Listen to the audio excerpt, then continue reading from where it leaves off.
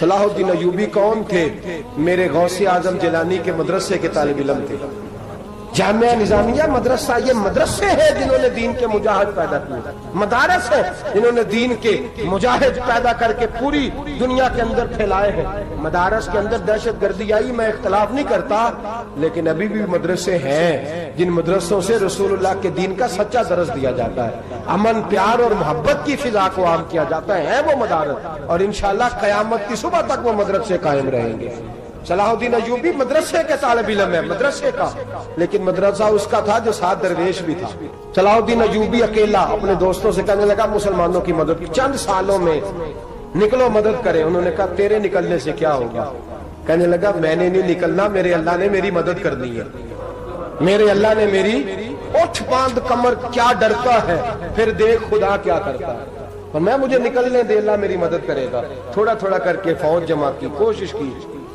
چند سالوں کے بعد اسی جگہ جہاں مسلمانوں کا خون بہا تھا، اللہ نے اسلام کا جھنڈا پھر سے بلند کر دیا۔ صلاح الدین ایوبی فاتح بن کے مسجد اقصی کے دروازے پہ کھڑا ہے۔ چند سال گزرے، عیسائیوں کا اپنا وہ ظلم ابھی یاد ہے، اور عیسائی سارے لیڈر کہتے ہیں تیاری کر لو، اب ہمارے بچے کاٹے جائیں گے، عورتیں بیوہ ہوں گی، گردنیں کٹیں گی، اب دیکھنا جتنا خون ہم نے بہایا تھا مسلمان اس سے دگنا بہائیں گے۔ صلاح الدین ایوبی گھوڑے پہ کھڑے ہیں اور پوچھتے ہیں او عیسائیوں بتاؤ تمہارے ساتھ کیا کروں؟ گردنیں جھک گئیں، جواب کوئی بھی نہیں۔ کہا تم نے 70,000 مسلمان ایک دن میں مارا تھا، بولو تمہارے ساتھ کیا کروں؟ تم نے ایک دن میں مسلمان یوں کاٹے جیسے گاجر مولی کاٹی جاتی ہے، بولو کیا کروں؟ عیسائی کہنے لگے ہمیں اپنے ظلم یاد ہے، تشدد یاد ہے، بربریت یاد ہے، تو بہتر جانتا ہے تو نے کیا کرنا ہے۔ صلاح الدین ایوبی گھوڑے پہ فاتح کھڑا ہے، آنکھوں میں آنسو آئے، تڑپ کے رویا، کہنے لگا میں تمہارے ساتھ وہی سلوک کروں گا جو میرے مصطفیٰ نے قریش مکہ کے ساتھ فرمایا تھا، لا تصریب علیہ، جاؤ تم پر کوئی زیادتی، جاؤ تم آزاد ہو۔ اس نے کہا تو کر کیا رہا ہے؟ کہنے لگا میں کیا کروں، میں اس محمد کا ماننے والا ہوں جس نے معاف کرنا سکھایا ہے صلی اللہ علیہ وسلم، میرے پیروں میں زنجیر ہے رسول اللہ کی غلامی کی، جاؤ تم آزاد ہو۔ اس نے کہا تم آزاد ہو، لوگوں نے کلمہ پڑھنا شروع کر دیا، اشہد ان لا الہ الا اللہ واشہد ان محمدن عبدہ۔ سارے قبیلے کے کچھ نہ کچھ لوگ مسلمان، ایک قبیلہ رہ گیا مسلمان نہیں ہوتا۔ صلاح الدین ایوبی اپنے خیمے میں بیٹھے ہیں تو ایک بی بی آ گئی، اس قبیلے کا کوئی شخص مسلمان نہیں ہوتا۔ بی بی آئی، آگے کہنے لگی میرے 4 بیٹے جنگ میں کھو گئے، چھوٹے چھوٹے بچے جنگ میں کھو گئے، مل نہیں رہے، فوجیوں کو حکم دے مجھے میرے بچے تلاش کر کے دیں۔ صلاح الدین ایوبی نے جھٹ پٹ سر پہ امامہ باندھا، نیزہ پکڑا، سینے بند باندھا، اپنے جبے کو سمیٹا اور باہر کہنے لگی تو کدھر جا رہا ہے؟ کہنے لگا میں خود تیرے بچے تلاش کر کے دوں گا۔ صلاح الدین چند سپاہی ساتھ گلی گلی نکلے، گلی گلی فجر کے نکلے، اثر ہو گئی، تھک گئے، 2 نمازیں صحرا میں پڑھی، جنگل کے اندر پہنچے تو ایک کونے میں 4 بچے ایک جگہ ڈرے اور سہمے ہوئے بیٹھے ملے۔ صلاح الدین ایوبی اٹھا کے لائے، ماں کو کہنے لگے تیرے بچے ہیں، نکلا اس لیے تھا کہ میرے نبی نے فرمایا بچے جدا ہوں تو ماں کو درد بڑا ہوتا ہے، اور میرے رسول نے فرمایا تھا جب جنگ کرنے جاؤ تو کھیت برباد نہ کرنا، فصلیں تباہ نہ کرنا، بچوں کو ماں سے جدا نہ کرنا۔ فرمایا میں سوچ رہا تھا تیرے بچے کہیں میری وجہ سے جدا ہو گئے تو مصطفیٰ کو جواب کیا دینا؟ فرمایا تیرے بچے ڈھونڈ کے لایا ہوں۔ بچے ماں کے پاس آنے لگے تو ماں نے بڑے بیٹے کے منہ پہ تھپڑ مارا، کہتا اماں کیا ہوا؟ کہنے لگے تو نے سنا نہیں کہ دشمن کے بچوں کی اتنی حفاظت کرتا ہے، میرے پاس نہ جا، اس کے قدموں میں بیٹھ جا۔ جس نبی کے غلام اتنے سچے ہیں وہ نبی کتنا سچا ہوگا، جس نبی کے نوکر اتنے کھڑے ہیں وہ نبی کتنا کھڑا ہوگا، جا کے کلمہ پڑھ لے۔ مسلمانوں کی نا ایک تعداد لڑتے لڑتے لڑتے لڑتے دور چلے گئی، تاتاریوں نے قید کر لیا، 4 مسلمان تھے، تبلیغ کرنے گئے، جنگ کرنے گئے، جہاد کرتے کرتے کافروں سے لڑتے لڑتے تاتاری قوم میں چلے گئے، وہاں قید کر لیے گئے تو سزائے موت کا حکم ہوا۔ 4 بزرگ تھے، سزائے موت کا حکم ہوا تو تاتاری بادشاہ جو تھا وہ بڑا خلاف تھا، بڑا سخت مخالف تھا مسلمانوں کے۔ اس نے کہا کہ ان کو جب پھانسی دینا نا مسلمانوں کو تو میرے سامنے دینا۔ اب 4 عالم ہیں، 4 صوفی ہیں، سفید داڑیاں، سر پہ امامے، پھانسی کا وقت آیا تو جو پھانسی گھاٹ ہے وہ ایک ہے، چاروں کو اکٹھے پھانسی نہیں ہو سکتی۔ ایک کو کہا کہ ایک ایک کر کے ان کو پھانسی دو، जब फांसी का वक्त आया ना, तो जो सबसे पीछे सूफी थे वो दौड़ के आगे आए, कहने लगे बादशाह पहली बारी मेरी लगा, पहली। अब बादशाह ने कहा ठीक है इसे लटका दो। वो करीब आए तो दूसरे दौड़ आए, कहने लगे नहीं नहीं पहली बारी मेरी, मैंने ज्यादा काफिर कत्ल किए, मेरा बड़ा जुर्म है, मुझे पहले सजा दो। उनको फांसी देने लगे तो तीसरे आ गए, कहने लगे नहीं ये तो मेरा कत्ल करता था, रास्ते मैं बताया करता था, ढूंढ के मैं बतलाता था कि यहाँ ज्यादा तादाद है, मुझे पहले फांसी दो। तीसरे के साथ बात हो रही थी तो चौथा दौड़ा आया, कहने लगा ये रास्ते बताता था, ये तबलीग करता था, ये सारा कुछ करता था, लेकिन कहा ये कहते थे चलो वापस चलते हैं, मैं जाने नहीं देता था, मैं कहता था और काफिर मारने और इलाके फतह करने, मेरा जुर्म बड़ा है, मुझे पहले फांसी दो। बादशाह कहने लगा मुझे 35 साल हो गए हुकूमत करते, बड़ी दुनिया को फांसी दी है, लोग तो एक दूसरे को धक्के देते हैं कि पहले तू जा पहले तू जा, और तुम कैसी कौम हो कि एक दूसरे पे कुर्बान हो रहे हो। कहने लगा तुम एक बाप की औलाद हो, जाग रहे आप लोग, तातारी बादशाह काफिर बादशाह इस्लाम की मुखालफत करते हैं, एक बाप की औलाद हो का नहीं, एक कबीले के रहने वाले हो का नहीं, एक मुल्क के रहने वाले हो नहीं। उसने कहा रिश्ता क्या है तुम्हारा, रिश्ता क्या है? तो बोल के कहने लगे खुदा एक है नबी एक है, खुदा एक है और नबी मुनफरद एक है, इस कौम की नुकसान भी एक ही सबका नबी, अल्लाह भी कुरान भी एक, क्या ही अच्छा था होते अगर मुसलमान भी एक, यूं तो सैयद भी हो मिर्जा भी हो अफगान भी हो, तुम सभी कुछ हो बताओ कि मुसलमान भी हो। फरमाया हमारा अल्लाह एक है नबी एक है, तो कहा फिर एक दूसरे पे जान क्यों देते हो? फरमाया हमारे नबी ने हमें भाई भाई बना दिया है, भाई का दिल नहीं करता उसकी आंखों के सामने भाई चला जाए, हमारा दिल नहीं करता पहले मुझे दे पहले मुझे दे। बादशाह कहने लगा तुम्हारा जज्बा मुझे मुतासर कर गया, जाओ मैं तुम चारों को आजाद करता हूं, तुम्हें आजाद करता हूं। मेरे दोस्तों ये रंग था, देखे ना, ये इस धरती ने निजाम देखा है ना, इस फलक ने पहली बार देखा, इस जमीन ने पहली बार, और मेरे हज़रत साहब फरमाया करते थे जमीन तड़प के रोई, उसने पहली दफा देखा। ओहद का मैदान है, 3 सहाबा तपती हुई जमीन पे जख्मों से चूर चूर पड़े हैं। हजरत अनस बिन नजर रज़ी अल्लाह ताला अन्हु पानी का प्याला लेके पहुंचे, एक जख्मी से कहा तुझे पानी पिलाना है, तो कहने लगा मेरे जख्म थोड़े हैं, वो जो साथ पड़ा उसके जख्म गहरे हैं, पहले उसे पानी पिला दे, जा उसे दे दे। उसके पास पहुंचे तो वो कहने लगा वो मुझसे पहले गिरा था, उसका जख्म ज्यादा गहरा है, उसे पानी पिला। तीसरे के पास गए तो कहने लगा चौथा तड़प ज्यादा रहा है, उसकी उम्र ज्यादा है, मैं तो जवान हूं बर्दाश्त कर लूं, बुढ़ापे की वजह से निढाल हो गया, पहले उसे पानी पिला। चौथा कहने लगा पांचवें के पास जा, पांचवा कहने लगा छठे के पास जा। हजरत अनस बिन नजर कहते मैं रो पड़ा, मैंने कहा मोहम्मद के गुलामों, रसूल ने तुम्हें कैसा जज्बा दे दिया है, जुबानें प्यास से बाहर है लेकिन तुम्हारी अखुबत मरते दम तक कायम है। कहते मैं 7वें के पास गया तो कहने लगा अगर 6 कुर्बानी दे सकते हैं तो मुझे खुद गर्ज न समझ, मैंने नहीं पानी पीना, जा पहले के पास ले जा। कहते मैं पहले के पास आया तो रूह परवाज कर गई, दूसरे के पास आया तो रूह परवाज कर गई, मैं 7वें तक आया तो इंतकाल कर गए। कहते पानी का प्याला मैंने उठाया और मैंने जमीन पे रखा तो मैंने कहा पानी खवा रहना, मोहम्मद के गुलाम मर तो जाते हैं पर एक दूसरे का ख्याल बड़ा रखा करते हैं, खवा रहना ये मर जाया करते लेकिन एक दूसरे का दर्द। मेरे दोस्तों लुटा हुआ बर्मा, रोते हुए मुसलमान, सिसकियां और आहें लेती हुई माएं पूछती हैं ए खासा ने रसूल वक्त दुआ है, उम्मत पे तेरी आके अजब वक्त पड़ा है। वो दीन जो बड़ी शान से निकला था वतन से, परदेश में वो दीन आज गरीबुल गुरबा है। फरियाद है ए कश्ती ये उम्मत के निगहबां, बेड़ा ये तबाही के करीब आन लगा है। और क्या खूबसूरत जुमले कहे थे कि नबी पाक सल्लल्लाहु अलैहि वसल्लम ने, हुजूर ने फरमाया था मेरा मोमिन एक जान की तरह होता है, एक जान की तरह होता है, एक को तकलीफ हो जिस्म के एक हिस्से को सारा हिस्सा परेशान होता है। फरमाया ये एक मकान की तरह है, एक ईंट दूसरी ईंट को मजबूत करती है। फरमाया ये मजबूत लोग हैं, ये मजबूत लोग। हजरत उमर फारूक का जमाना है, एक आदमी ने सीरी भेज दी एक घर में बतौर तोहफा, कहत का जमाना था, गोश्त मिलता नहीं था, जानवर, एक आदमी ने सीरी भेज दी।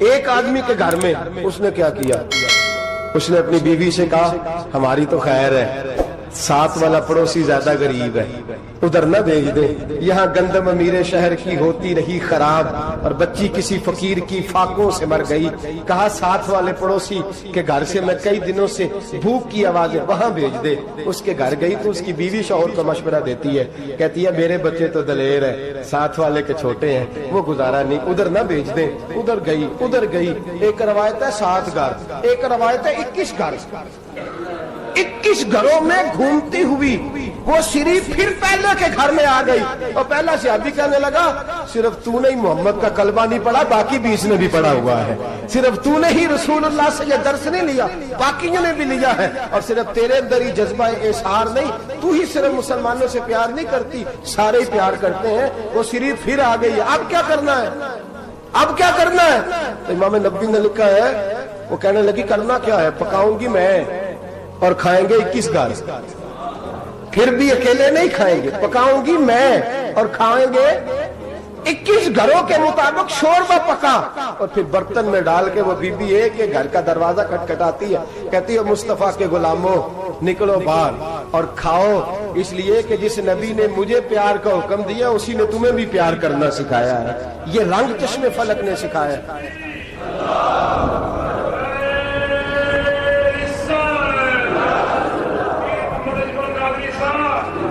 آپ کی بڑی مہربانی، زندہ باد وہی ہے جس کو اللہ رسول زندہ باد فرمائے، بڑی مہربانی، اللہ جزا دے۔ بنو قریظہ اور بنو نذیر 2 محلے تھے یہودیوں کے، یہودیوں نے بڑی عہد شکنی کی تو نبی پاک صلی اللہ علیہ وسلم نے ان کو بے دخل کر دیا، مدینے سے نکال دیا، مدینہ منورہ سے۔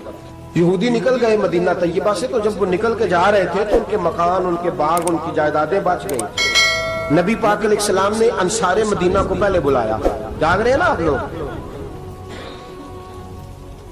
پیسے آتے کسی کو برے لگتے ہیں، اب تو یہ بھی حلال حرام کی تمیز بھی اٹھتی جا رہی ہے، جائیداد، باغ، مال، علاقہ خالی ہوا ہے، وہ چلے گئے اور لوگ تو ڈھونڈتے پھرتے ہیں۔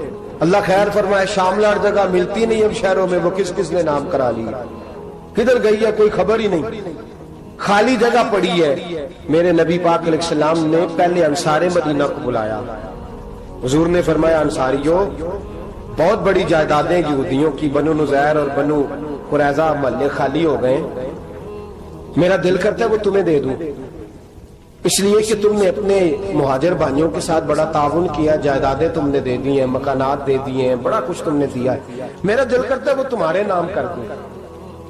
تو انصار مدینہ کیا کہنے لگے یا رسول اللہ دے تو ہم نے دیا ہے پر وہ بیچارے جھچکتے ہی رہتے ہیں، وہ جھچکتے ہی رہتے ہیں، کھول کے ہماری چیزیں استعمال نہیں کرتے، تو حضور ہم تو پہلے ہی انصار ہیں، ہمارے پاس بڑا کچھ ہے، آپ مہربانی فرمائیں وہ سارا کچھ مہاجروں کو دے دے مہاجرین کو، ہمیں نہیں چاہیے۔ اب چلے گئے بات کر کے، میرے حبیب پاک نے مہاجروں کو بلا لیا، فرمایا بنو نذیر اور بنو قریظہ قبیلے کی جائیدادیں آئی ہیں، تمہارے پاس بظاہر جو چیزیں ہیں بھی وہ بھی انصار مدینہ کی ہیں، تو میرا یہ خیال ہے کہ وہ سارا کچھ تمہیں دے دیا جائے۔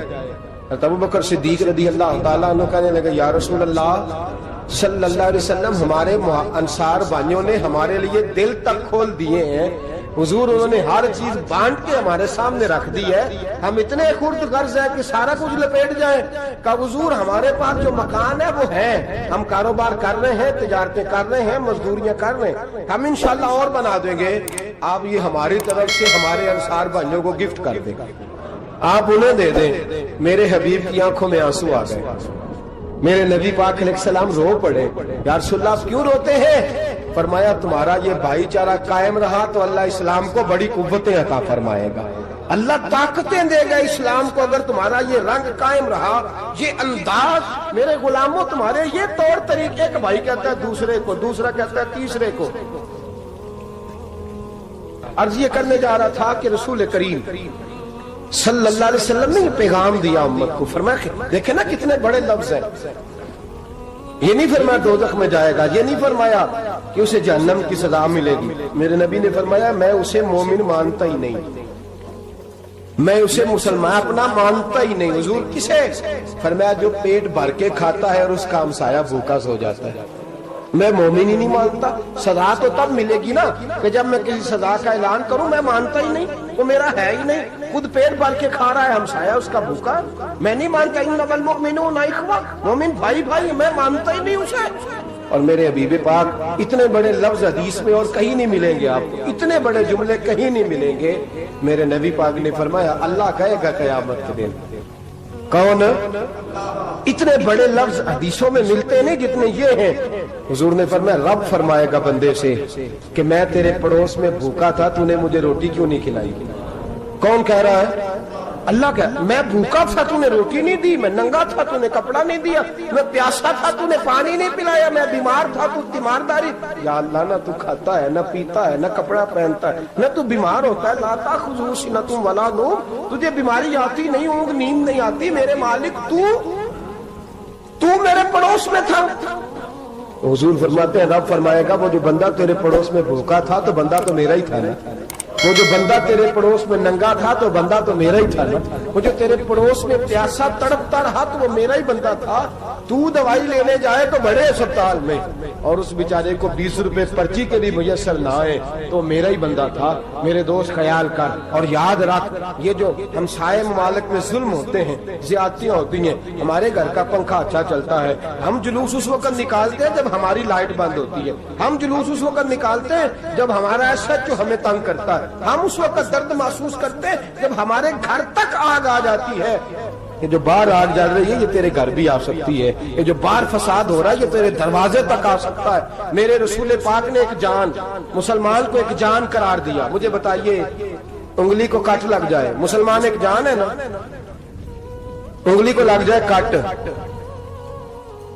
دماغ کہتا ہے میں نے نہیں سوچنا اس کے بارے میں, میں نے اس کے درد کو محسوس ہی نہیں کرنا. انگلی کی درد ہے, انگلی جانے, اس کا کام جانے. ایسے ہی ہوتا ہے نا. بولے پیروں سے کہتے ہیں, انگلی کہتی ہے چل ڈاکٹر کے پاس, پیر کہتے ہیں نہیں میں نے نہیں جانا, انگلی کا کام ہے انگلی جائے. ایسے ہی ہے نا. دل سے کہتے ہیں تو تڑپ تھوڑا سا, انگلی کو درد ہے, کہتے میں کو تڑپوں, انگلی کا ماما, انگلی جانے, اس کا کام جانے. ٹیلی فون کرنا ہے, ڈاکٹر صاحب کا پتہ کرنا ہے, تو کان کہتے ہیں میں نے نہیں بات سننی ڈاکٹر صاحب کی, زبان کہتی ہے میں نے نہیں بولنا, انگلی جانے. ایسا ہوتا ہے. پیر احتجاج کرتے کہ میں نے ڈاکٹر کے پاس, میں کچھ چکر کھاتا پھروں ڈاکٹر کی دکان کی, انگلی کو درد ہے انگلی جانے. ایسا ہوتا ہے بھئی. میرے رسول پاک نے فرمایا مسلمان ایک جان ہے. تو درد برما کے مسلمانوں کو ہو رہا ہے تو پاکستانی کہہ رہے ہیں کوئی بات نہیں, وہ جانے, ان کا کام جانے. ایک جان ہے نا. درد ہونا چاہیے, تکلیف ہونا چاہیے. پھٹے پہ باتیں ہوتی ہیں اس موضوع پہ, اسمبلی پہ گفتگو ہوئی ہے اس موضوع پہ, آپ کی صوبائی اسمبلیاں اس موضوع پہ بولی ہیں, آپ کے کونسل اس موضوع پہ بولے. ہم تو اپنی اپنی سیاستیں, اپنے اپنے تماشے, اپنے اپنے چکروں میں لگے ہوئے. وہ دریا کے اندر سسکتے مسلمان, بنگالی کہتے ہیں ہمارے نہیں, برمی کہتے ہیں ہمارے نہیں, پاکستانی کہتے ہیں ہمارے نہیں, ترکی کہتے ہیں وہ کس کے ہیں, وہ کس کے ہیں؟ وہ اللہ کے بندے ہیں, محمد عربی کے غلام ہیں صلی اللہ علیہ وسلم. لیکن میرے دوستو کیا ہمیں کیا غرض ہے, وہ جانے, ان کا کام جانے. یہ جب تیرے پیروں تک آگ آئے گی پھر تجھے پتہ چلے گا یہ بڑی سخت آگ ہے. آج جس کافر نے برما پر عرصہ دراز تنگ کیا, مسلمان تھوڑے تھوڑے مفاد لینے کی خاطر نا, بنو عباس اور بنو امیہ کی جنگ چل رہی تھی. بنو عباس جو تھے وہ غالب آ گئے, بنو امیہ جو تھے ان کی حکومت ختم ہو گئی. تو عیسائیوں نے بنو امیہ سے کہا کہ ہم تمہارے ساتھ تعاون کرتے ہیں, ہم تمہارے ساتھ تعاون کرتے ہیں اور بنو عباس پہ غلبہ پا کے تمہیں حکومت دلاتے ہیں.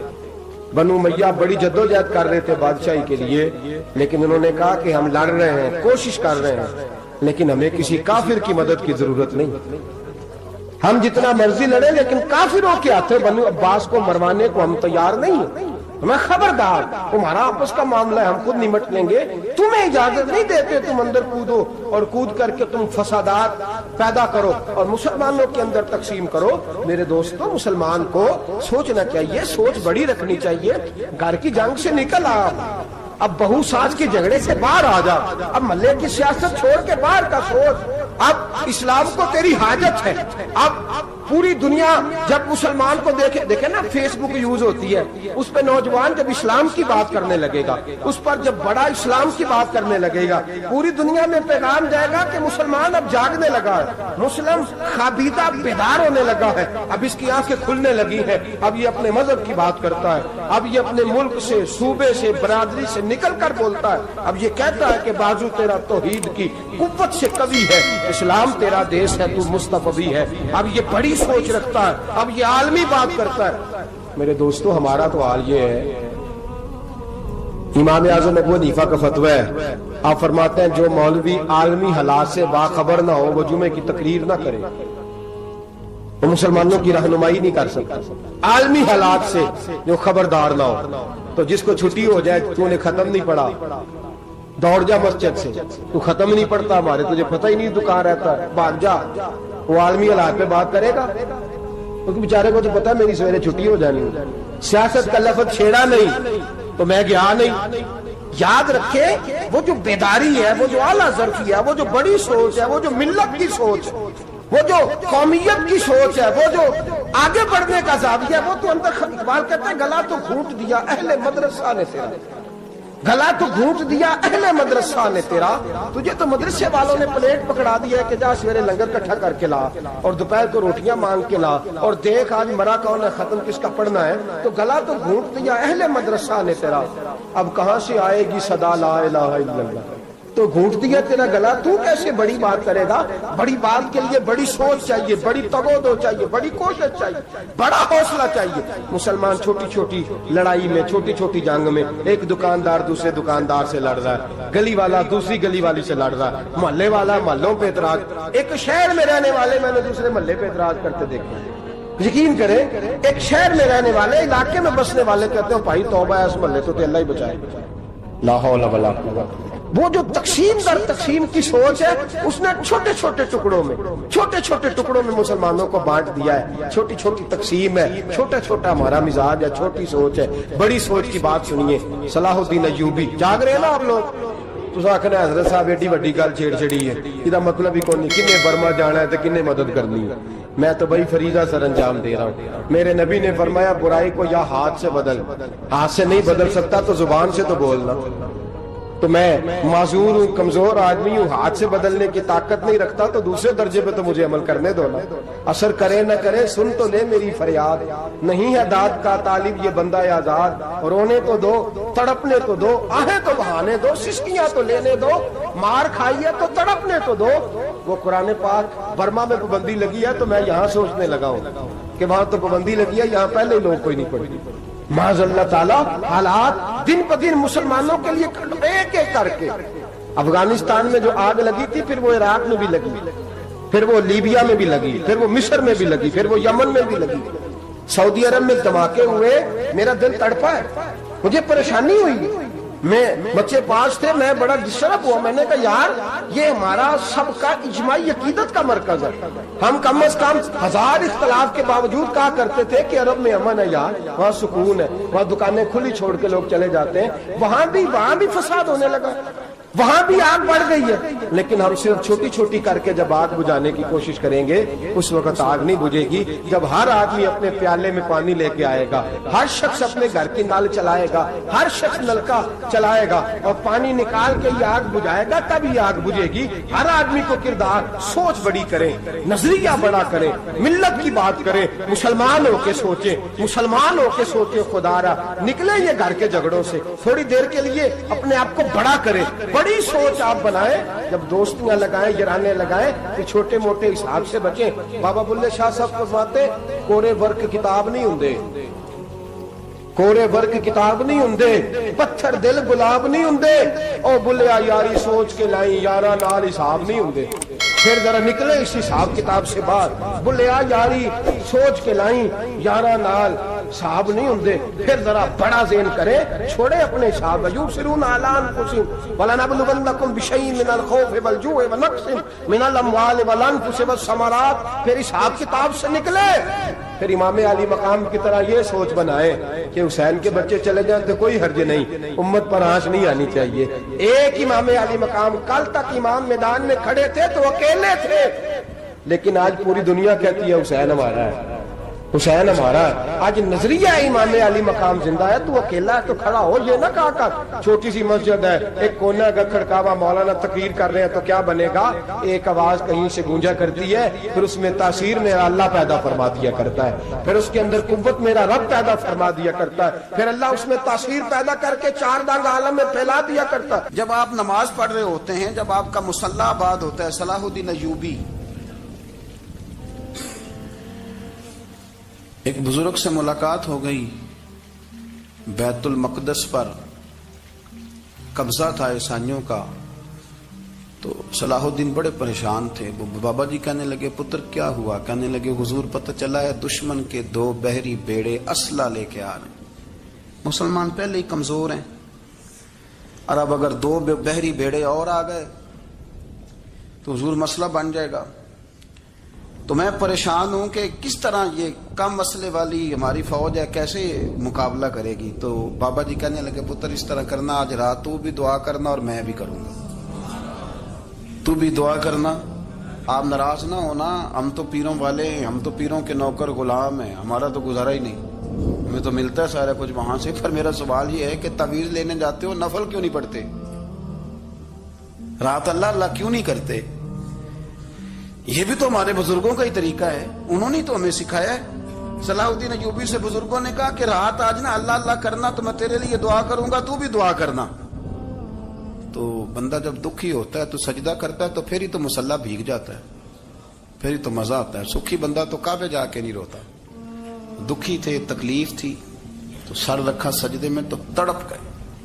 اور وہ بابا جی کہتے ہیں میں مسجد آیا تو صلاح الدین چیخے مار کے رو رہا تھا اور کہہ رہا تھا مالک میں کوئی اپنی شان کے لیے تو نہیں نہ لڑ رہا، اللہ کو میں کوئی قبضوں کے لیے تو نہیں لڑ رہا، مالک تیرے لیے لڑ رہا ہوں، مجھے بے آبرو نہ کرنا، میری مدد فرمانا۔ کہتے ہیں میں آیا تھا کہ مسجد میں دعا کروں گا، پر صلاح الدین ایوبی کو روتے دیکھا تو میں لوٹ گیا۔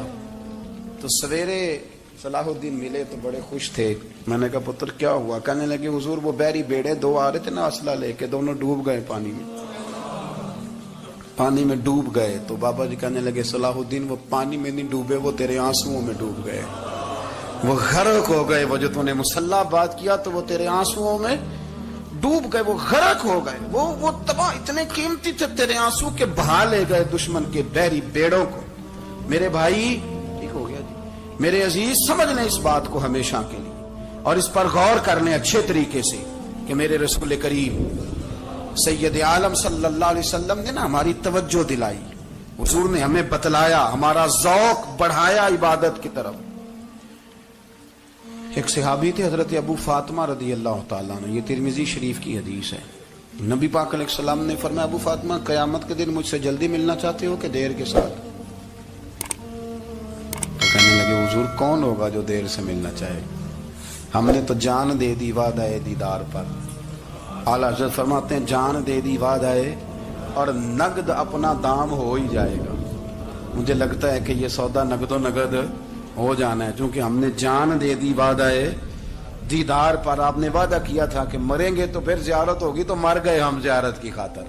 جان دے دی وعدہ دیدار پر، تو نقد اپنا دام ہو ہی جائے گا۔ اے رضا ہر کام کا ایک وقت ہے، دل کو بھی آرام ہو ہی جائے گا۔ تو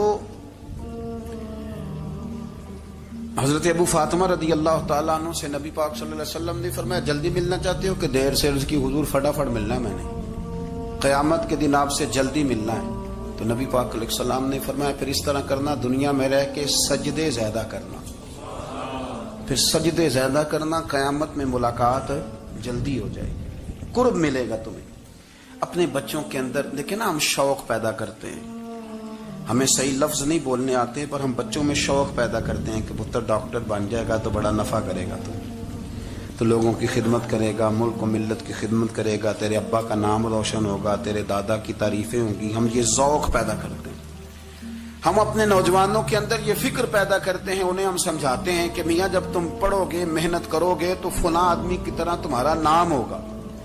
یہ جتنا ذوق ہم بچوں کے اندر ان چیزوں کا پیدا کرتے، ہمیں حکم ہے کسی طرح ہم ذوق پیدا کریں کہ پتر نماز پڑھے گا تو اللہ راضی ہو جائے گا، تو سجدہ کرے گا. دیکھیں نا میرے رسول کریم علیہ السلام نے فرمایا 7 سال کے بچے کو مسجد لے کے جاؤ, یعنی اسے شوق دلاؤ, اس کے اندر یہ خاصیت پیدا کرو کہ اس کا دل کرے مسجد میں جانے کو, اس کے اندر یہ خصوصیات لاؤ کہ وہ ہمارے ہاں نا ہر چیز کو پرموٹ کیا جا رہا ہے, ہر چیز کو, یعنی سر سنگیت سکھانے کے لیے اکیڈمیاں بن گئی, ہر شے پرموٹ ہو رہی ہے, عبادت کا جذبہ کم ہوتا جا رہا ہے, اللہ اللہ کا ذوق ہمارے اندر نہیں رہا.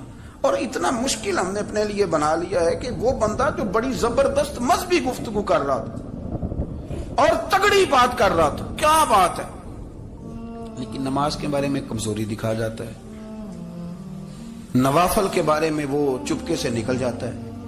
امام احمد بن حنبل رحمۃ اللہ تعالی علیہ,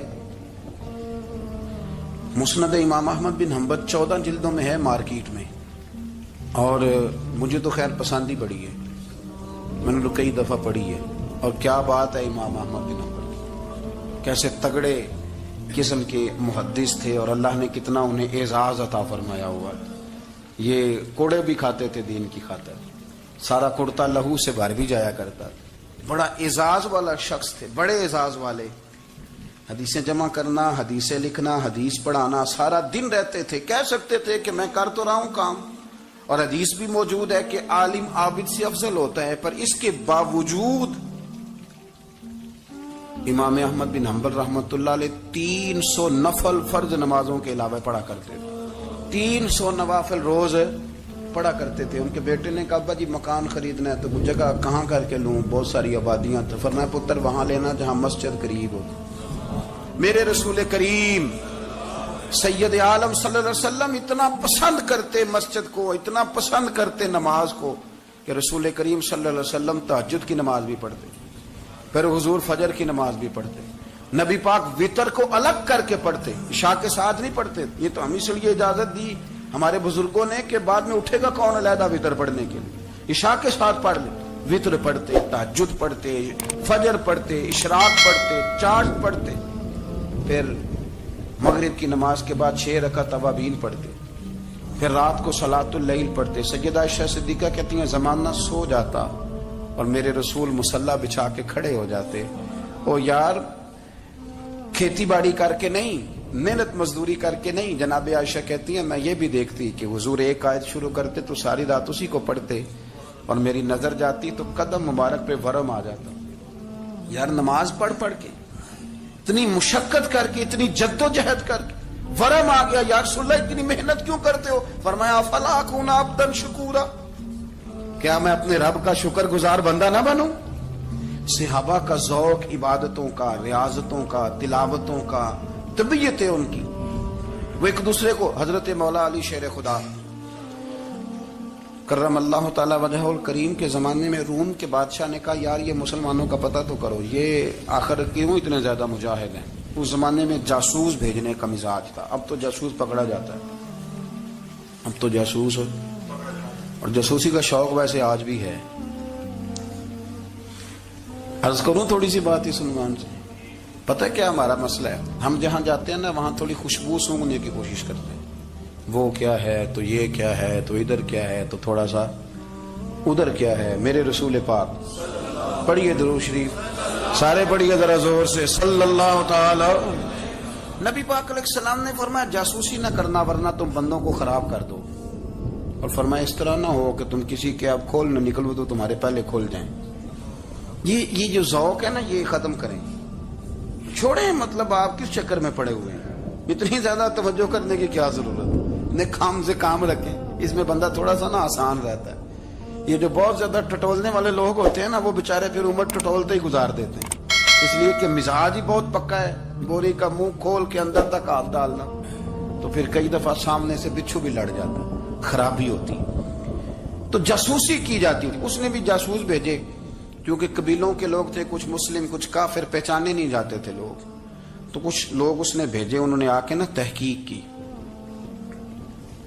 ریسرچ کری کہ آخر ماجرا کیا ہے. تو واپس جا کے انہوں نے رپورٹ دی نا روم کے بادشاہ کو. اس رپورٹ کا ایک جملہ بڑا شاندار ہے. وہ کہنے لگا بادشاہ ہمیں مسلمانوں کی کوئی سمجھ نہیں آئی, ہمیں کوئی سمجھ نہیں آئی. انہوں نے کہا کیوں نہیں سمجھ آئی؟ کہنے لگے یار عجیب بندے ہیں، جب رات مصلے پہ بیٹھتے ہیں تو یوں لگتا ہے ان کا دنیا سے رشتہ ہی کوئی نہیں، کوئی کسی کو نہیں جانتا، کوئی اپنے دکھ سنا کے رو رہا ہے، کوئی اپنی بات کر کے رو رہا ہے، لگتا ہے کہ ان کا کوئی رشتہ ہے ہی نہیں جب مصلے پہ بیٹھتے ہیں. اور فرمایا جب سویرے یہ جہاد کرنے نکلتے ہیں تو لگتا ہے ان سے زیادہ دلیر ہی کوئی نہیں.